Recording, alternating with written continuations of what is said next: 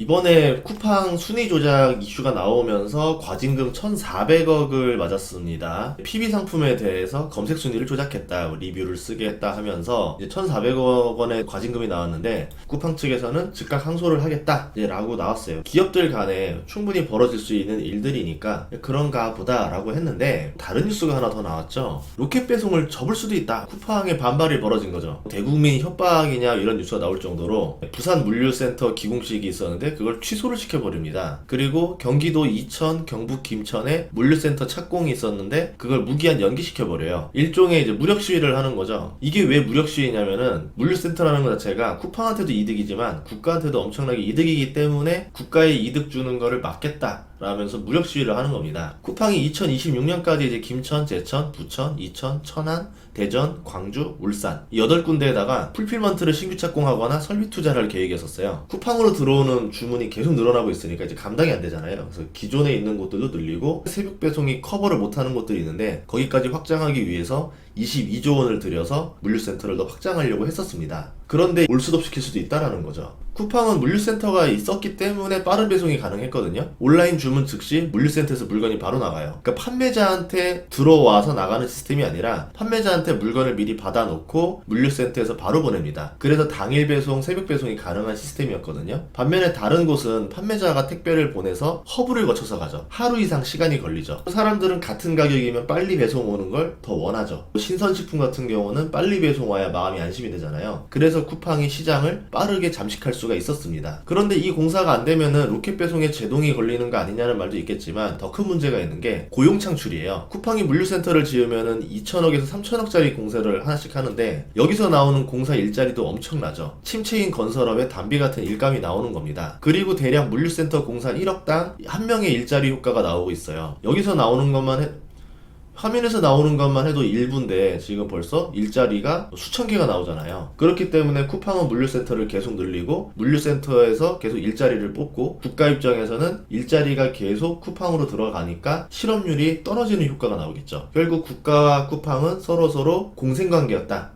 라고 볼 수 있는 겁니다. 그런데 국가가 과징금을 부여하려고 하니까 쿠팡 입장에서는 야, 공생가격끼리 왜 이래? 이러면서 쿵 이렇게 됐다라 볼 수 있는 거죠. 제가 생각할 때는 쿠팡의 새벽 배송 구역을 보면은 아직 물류센터가 한창 부족해요. 그러니까 쿠팡이 지금은 무력 시위지만 물류센터를 멈추거나 중단하진 않을 거다라 봅니다. 결국은 지을 수밖에 없는 환경이에요. 앞으로 계속 늘어날 물류들, 그리고 계속 더 커버를 해야 되는 영역들까지 계산하면은 8개 물류센터를 다 짓고 나중에 계속 지어야 되는 상황이 아닐까. 물론 지금 범위로도 인구 3천만 명 정도는 커버가 가능한데 알리와 테무의 습격으로 인해서 물류센터 확보를 더 빨리 하는 게 중요해졌거든요. 그렇기 때문에 물류센터를 취소하기는 어려울 것이다. 지금은 일종의 약간 불쾌감을 표현하는 게 아닌가. 물류센터를 쿠팡이 먼저 확보하게 되면은 이제 전국민 배송을 빠르게 할 수 있겠죠. 그리고 쿠팡 멤버십으로 가둬둡니다. 그러면 알리와 테무가 공격을 한다 하더라도 쿠팡의 영역을 어느 정도 지킬 수 있지 않을까 이렇게 보거든요. 그래서 쿠팡은 물류센터를 더 빨리 확장해야 된다. 알리와 테무는 그걸 알기 때문에 쿠팡의 속도를 최대한 떨어뜨리고 자기들이 들어올 준비를 해야 되겠죠. 마치 영화 삼체에서 보면은 외계인이 올 때까지 걸리는 시간이 있잖아요. 그 시간을 벌고 빠르게 준비해서 대응하려고 하는 게 알리와 테무의 전략입니다. 삼체가 원래 중국 소설이잖아요. 미국이 쳐들어올 시기 전에 중국의 빠른 발전 속도로 준비해서 싸우자. 알리와 테무도 쿠팡과 싸우는 전략을 보여주고 있는 거죠. 삼체가 지금 한국에서 벌어지고 있는 거예요. 쿠팡이 미국 기업이니까. 쿠팡이 저렇게 당당할 수 있는 이유는 국내에서 일자리 창출 6위 기업입니다. 굉장히 빨리 올라왔죠. 8만 4천 명이 쿠팡에서 일하고 있어요. 2019년에는 1만 6천 명이었는데 벌써 7만 명이 늘었습니다. 이제 5위 롯데그룹과 별 차이가 없어요. 1년 만에 3만 2천 명의 일자리가 늘었는데 이 속도면은 몇 년 안에 3위까지 차지할 것 같거든요. 그러면 삼성, 현대 다음에 쿠팡이 됩니다. 이러니까 국가에서 쿠팡한테 강하게 뭔가를 할 수가 없는 거죠. 특히 쿠팡은 청년 일자리 창출 효과가 큰데요. 대학생 같은 경우는 편의점, 카페, 프랜차이즈 옛날에 그런 데서 알바를 했는데 키오스크라든가 무인결제 때문에 아르바이트 자리가 없어요. 아르바이트 자리는 없고 청년 실업률은 늘어날 수밖에 없는 환경이었죠. 지금 대기업들이 일자리를 잘 안 뽑잖아요. 그런 상태에서 쿠팡이 이번에 1년 만에 3만 2천 자리를 늘려주니까 얼마나 좋겠어요. 특히 요새 대학생들 알바 다른 거 안 하고 쿠팡 알바 많이 하거든요. 방학 내내 해가지고 얼마 벌었어 이걸로 학비 되고 이러더라고요. 그럼 국가에서는 청년 일자리 늘리려고 지원금 쓰고 애를 먹고 있는데 쿠팡이 이렇게 청년 일자리를 고용을 많이 해주니까 실업률 많이 떨궈주고, 그러니까 국가 입장에서도 고마울 수밖에 없는 거죠. 이런 상황에서 갑자기 과징금을 딱 하니까 쿠팡 입장에서도 딱 이렇게 해버렸죠. 뉴스만 보면은 쿠팡이 국가를 협박하는 모습으로 보일 수가 있는데 배경을 생각해봐야 됩니다. 승진을 빨리 하는 직원은 동료와 선배의 시기를 많이 받아요. 쿠팡이 딱 그 꼴인데 내수시장을 빠르게 확장하면서 경쟁자들의 심기를 거스르고 있습니다. 을일 때는 가만히 있다가 갑이 되는 순간 거래처를 압박하죠. 이 사건으로 CJ제일제당, LG생활건강과 납품 중단 사태까지 갔었는데요. OTT는 국내 생태계를 거의 전멸시켰죠. 이제 넷플릭스랑 티빙밖에 안 남았고, 최근에는 무료 배송으로 배달의 민족과 점유율을 다투고 있습니다. 과거에 잘 나가던 G마켓 옥션도 쿠팡 때문에 큰 타격 받았죠. 기존의 유통 강자였었던 롯데라던가 신세계도 쿠팡에 밀리는 형국이고, 오프라인 마트도 성장을 제대로 하지 못하고 있고, 자체 배송 시스템까지 구축해서 원래 이 배송에 가장 독점적이었었던 CJ 대한통운도 밀리는 모습을 보여줍니다. 그런데 이때 외세가 등장하죠. 중국에서 온 유통공룡 알리와 테무입니다. 엄청나게 저렴한 가격으로 보조금을 받고 넘어오니까 이 물건들은 쿠팡도 경쟁하기가 어려워요. 이때를 놓치지 않고 국내 경쟁사들이 알리, 테무와 동맹을 맺고 있습니다. CJ제일제당 같은 경우는 쿠팡에는 물건을 안 넣어주는데 알리는 넣어주고 있죠. 그럼 목적이 뭐냐면 쿠팡을 물리치기 위해서. 쿠팡이 싫어서 뭉친 거예요, 알리, 테무랑. 쿠팡도 미국 기업이니까 누가 이기든 국내 기업이 득을 보는 건 아니거든요. 근데 쿠팡의 고용 효과가 워낙 크다 보니까 국가도 쿠팡의 편을 들어줄 줄 알았는데 이번에 그렇지 않은 거죠. 보통 그 싸움이 벌어질 때는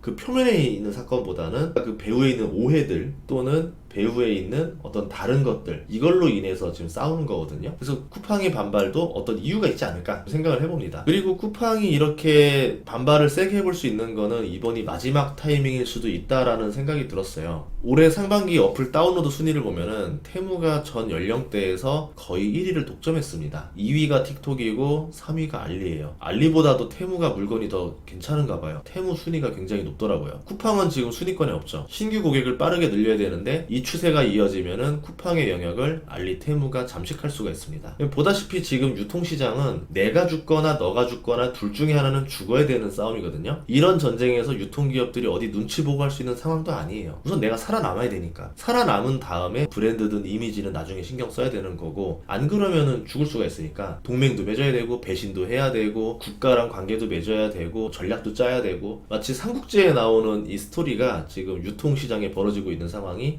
됐다라고 볼 수 있습니다. 그래서 이번 사건에 대해서는 뭐 누구의 편을 들기보다는 이 사건을 표면으로만 보지 말고 이후에 나올 뉴스들까지 보면서 좀 더 객관적으로 판단을 해봐야 되겠다라고 생각을 합니다. 다음 시간에도 좋은 정보로 찾아뵙겠습니다. 구독과 좋아요, 알림 설정 부탁드릴게요. 고맙습니다.